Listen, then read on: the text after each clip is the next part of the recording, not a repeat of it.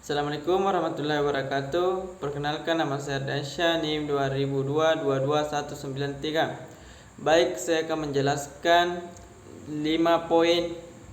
1. Konsep dasar perilaku organisasi. Perilaku organisasi merupakan pembelajaran tentang suatu sifat atau karakteristik individu yang tercipta di lingkungan suatu organisasi. Karena manusia berbeda-beda karakteristik, maka perilaku organisasi berguna untuk mengetahui sifat-sifat individu dalam berkinerja suatu organisasi. Perilaku organisasi adalah suatu disiplin ilmu yang mempelajari bagaimana seharusnya perilaku tidak individu, tingkat kelompok, serta dampaknya terhadap kinerja, baik kinerja individual, kelompok maupun organisasi. Perilaku organisasi juga dikenal sebagai studi tentang organisasi. Poin kedua yaitu faktor-faktor internal dan eksternal yang membedakan antara individual dan berpengaruh pada perilaku individu tersebut dalam sebuah organisasi adalah yang pertama, faktor internal. Penyebab perubahan sosial adalah faktor yang berasal dari dalam masyarakat itu sendiri. Sedangkan faktor eksternal, penyebab perubahan sosial adalah faktor yang berasal dari luar masyarakat. Faktor internal yang dapat menyebabkan perubahan sosial, pemberontakan, dan dinamika penduduk. Sedangkan faktor eksternalnya ada bencana alam, peperangan, dan pengaruh budaya lain. Poin yang ketiga, perbedaan antara teori konten dan teori proses. Teori konten atau isi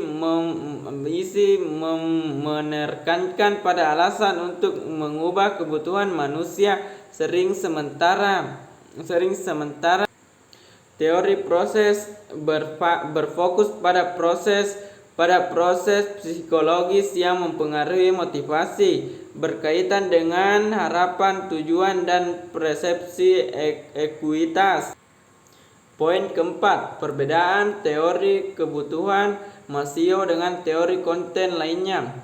Teori Maslow adalah teori umum motivasi yang menyatakan bahwa keinginan atau memenuhi kebutuhan adalah variabel prinsip dalam motivasi. Sebaliknya, teori Herzberg tentang motivasi mengungkapkan bahwa ada beberapa variabel yang ada di tempat kerja yang menghasilkan kepuasan kerja atau ketidakpuasan.